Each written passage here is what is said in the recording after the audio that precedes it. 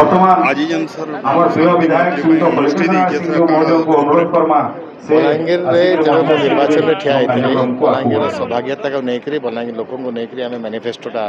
बनईलु आगामी assembly session में बलांगीर प्रत्येक अनुष्ठान और संस्था और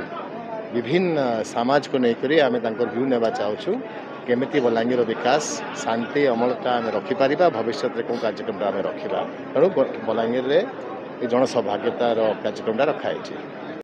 बहुत परिमाण में आमको आशीर्वाद देते गोटे सुजोग देते आपण सेवा करने लगी ये अंचल विकास और उन्नति लगी ये अंचल में शांति अमल रखा लगी आम आगामी दिन में आपण मान सहयोग आशीर्वाद और सौभाग्यतार कामना करवा विभिन्न जिनिसटा आम माने संकल्प पत्र रखिलु आपण सामने मुख्य स्तर में स्वास्थ्य शिक्षा गमनागमन पीवा पानी जलसेचन तथा युवक मान निजुक्तिर कथा विभिन्न समाज लगी विभिन्न आपण दाबी थिला केते दाबीटा आम पूरण करने लगी भविष्य में चेष्टा करूँ आगामी दिन में निर्वाचन असेंबली असेंबली रे मुख्य उद्देश्य मुख्य दाबीटा बलांगीर कौ प्रसंग को लेकर आम मैंने आपण लोक प्रतिनिधि हिसाब से ट्रू रिप्रेजेंटेटिव हिसाब से केमिति आम मैंने आगामी दिन में काम करवा तार लगी सौभाग्यतार कार्यक्रमटा रखाही मु चाहूँगी कि आपण मानकर व्यू नहीं करी आपण मानकर सजेशन नहीं करी बलांगीर आगामी 5 वर्ष में असेंबली भितरे हो असेंबली बाहर हो ओडिशा सरकार संगे हो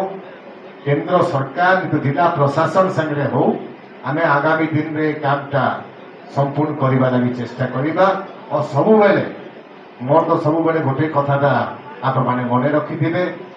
बलांगीर विकास जड़े लोक नहीं करें मिलित भाग में दल निर्विशेष आम मैंने मिसिक एक होकर बलांगीर कथा रखा तेरे ही आगामी दिन में बलांगीर विकास हो पार्बा उदाहरण सहित बलांगीर केमिति आम हाईकोर्ट बेंचटा रखा तार दाबी प्रस्तावटा आम रखा असेंबली रे तार संगे संगे बलांगीर रे गोटे एग्रीकल्चर यूनिवर्सिटी केमिति आनिबा